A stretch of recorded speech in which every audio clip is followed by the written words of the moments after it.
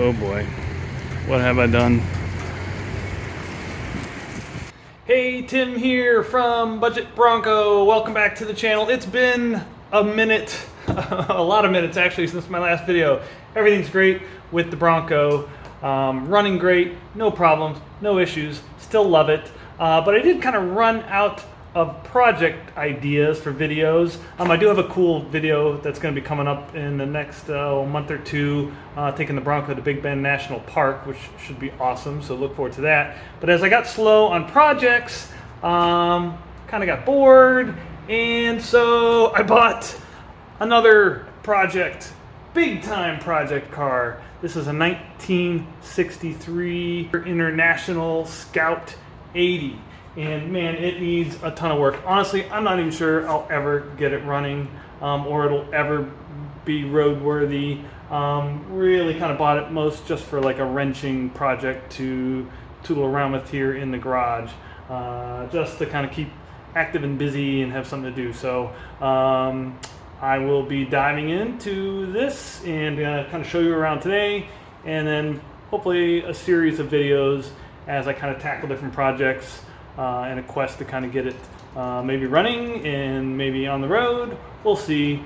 It's a big project, like I say, mostly for fun. So let me start by giving you all a walk around. All right, let's do a little bit of a walk around here. Super old beat up winch that it'd be interesting to see if it still works, but I'm sure I'll end up taking it off. It also has this, I guess it's kind of cool, like a tow bar with a hitch attachment.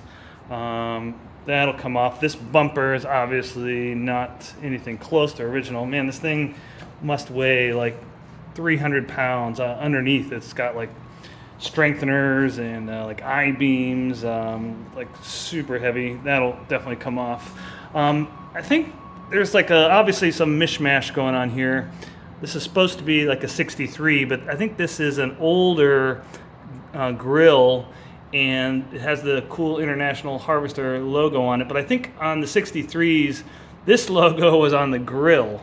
So this grill came from a later model, and this hood, I'm pretty sure, came from a later model as well. Obviously, there's some Frankenstein action going on here because the front of the vehicle has blue panels and everything else in the rear and the interior is green. So yeah, not going to be anything close to like perfectly stock. It has the locking hubs. One side I was playing with does turn, not this one. Maybe it is actually this side. This one turns a little bit, the other side turns pretty good. Tires are super old. The theme of this thing is obviously going to be rust. It has the original Dana front axle. Everything on the steering works anyway, so at least we got that. We'll go into the hood in a minute. The super cool fold down windshield doesn't have glass, but I'm gonna need to loosen this up, but it does actually move. One thing it doesn't have is the originals had like a clipping mechanism here and a kind of attachment on the hood, so you could fold this down and it would secure to the hood. This one doesn't have that, so it has these like bumpers so it can rest on the hood. The windshield will fold down, which is super cool. The fenders are in like pretty decent shape. This one is actually in really good shape. The front ones that came off an older, some other vehicle, like no rust holes. Obviously it's got rust and patina, but this fender's in really good shape. Tiny little bit of rust here through on the front fascia. That could be easily fixed. The doors, however, are, I'm sure, original and not awesome shape. I mean, could be definitely worse. This panel, pretty good. And there's a little bit of rust there. Yeah, right there.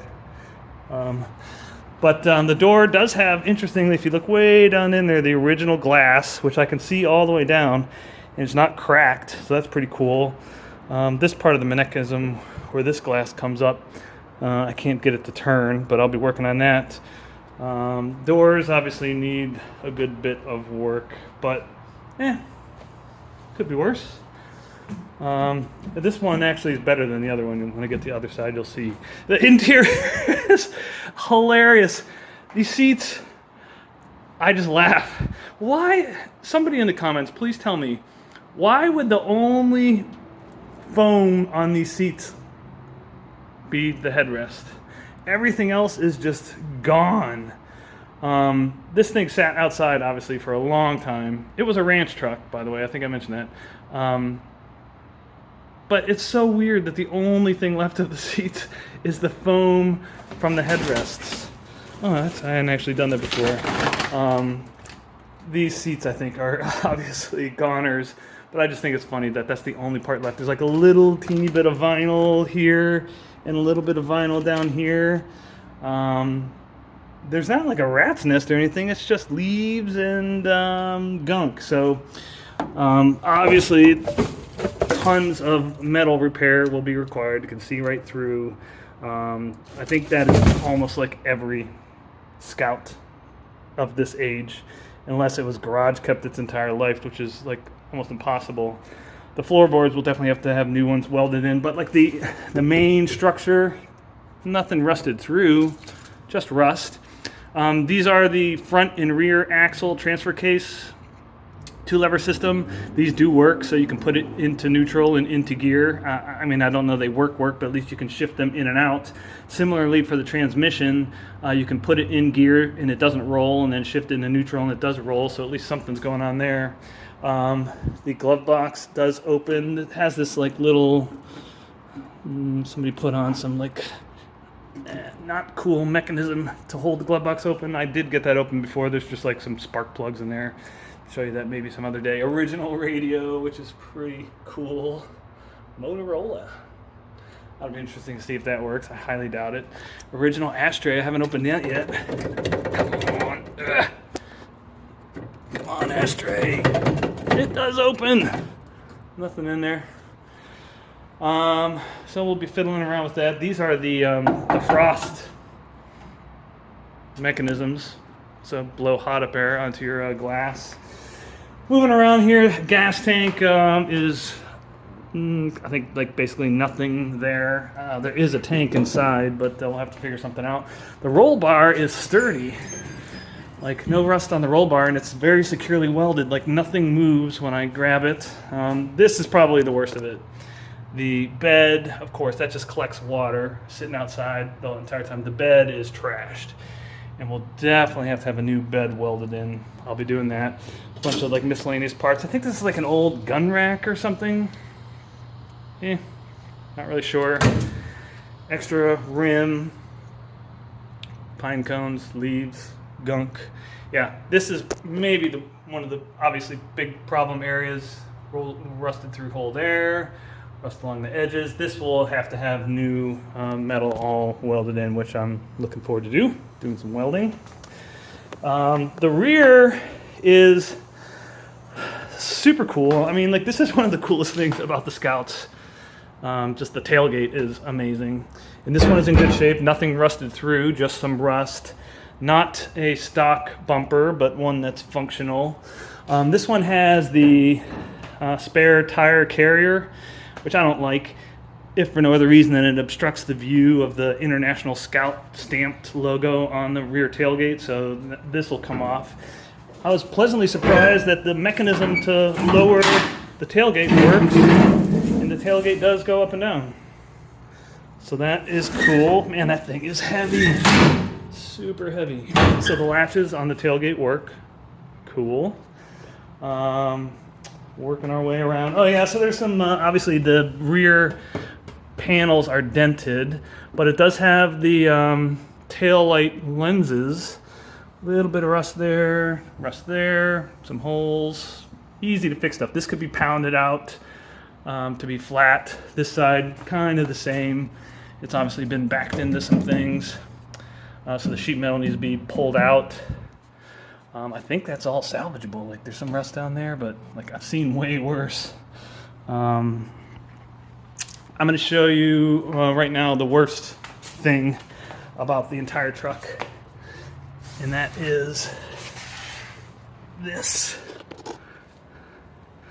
The frame where the rear springs mount to the frame is completely rusted through. So this frame section here is going to need to be seriously reworked. I don't know if it's going to need a completely new frame. I saw one for sale for like $500.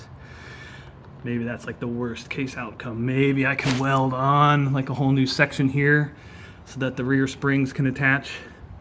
That was to me the scariest part when I looked at it, in terms of like, man, I wonder if that thing is like actually salvageable. And the same thing on this side. Not as bad, but the same thing. It's pretty dark under there. Otherwise, wheels in pretty good shape.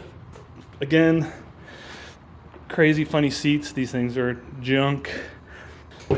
This door is in like a little bit worse condition. Like here you can see it's like separated, rusted through. But it does open and latches. So it could be worse. You gotta like lift it up a little bit, but it closes and latches, so that's a win. Again, the glass is in there, not broken. 54,000 miles on the odometer. Who knows if that works or not? Could be way more, could be less.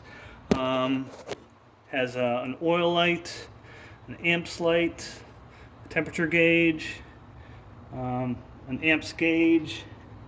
I don't even know what that is. It looks like oil pressure. Also kind of hidden behind this is the fuel gauge. So again, same thing here, just tons of gunk, rusted through floor, not a big deal, can weld a new floor pans. It's missing the bolts that hold the windshield upright, but no big deal. Here's another cool thing on the original Scouts. It's definitely the 60s. I'm not sure when they stopped with this. The vacuum operated windshield wipers. So there's a vacuum hose that comes up and connects. That one unfortunately is missing. So I'll either need to find a replacement vacuum. I'm sure these are going to have to completely redone. But it does have one of the two vacuum operated windshield wipers, and that's probably just trashed. This door, pretty good shape. Rust on this quarter panel. Not horrible shape for the door, like not rusted through. Anything that's not rusted through, I'm kind of calling a win. This panel does have a little bit of rust through, but not bad, just that one spot. Everything else pretty decent. Dents, of course. This is the one of the hubs that does turn and lock. And of course, everything on every surface has rust. Just imagine a matter of what's salvageable and what is not.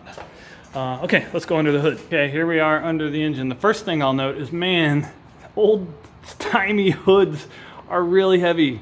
This thing has to weigh like 40 pounds. Like, it was like you really have to push up on that thing to get it up. But it's in super good shape. I'm not sure what this thingy is. Maybe it has like little kind of like maybe rubber. Maybe it goes across and it's supposed to keep airflow from. I don't know.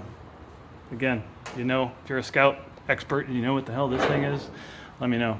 Probably just gonna get rid of it. But hood's in super good shape. No rust through. No holes. So hood is in really good shape.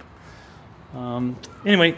The original 152 International inline 4 engine. I don't know, do you call it an inline 4? It's basically what they did when they were designing it is they took an existing V8 design and like chopped it in half. So you've got 4 cylinders on like the V angle, but the other half of the engine basically isn't there. And all of the kind of guts and the carburetor and such are on the top like a normal V8. Has the original Holley carburetor, you can see that. The air cleaner is here, I just took it off when I opened it up. Seemingly like, all the stuff is there. It's got the distributor and plugs and wires are all still kind of hooked up. Original alternator. I'm glad the plugs are in there, right? So no gunk or anything has gotten in the engine. The other thing that I'm happy about is it does actually turn, and not like super easily. Yeah, like you get some resistance there, so I'm just going to guess and hope that there is some compression and the cylinders are turning, so that's maybe, about the best you can hope for in an engine like this. I was watching some videos before I bought this thing, and somebody said if it turns, you can get it to run. So that's kind of my what I'm hoping for. It turns, so hopefully we can get it running. Looks like original radiator, no cap, which is kind of a bummer. It does have like this crazy original like heating system, so there's like a cable here from inside. You pull on something, and this vent opens for cabin heat. And then on this side, has like this crazy heater box with a fan and this duct system to blow hot air in. So I don't know, I'm probably just going to rip all that stuff out. It has kind of a cool steering mechanism. I think this is all stock. You got your steering shaft, and then the box, the gear steering box, is outside of the main engine cabin, and then goes down to steering components down there.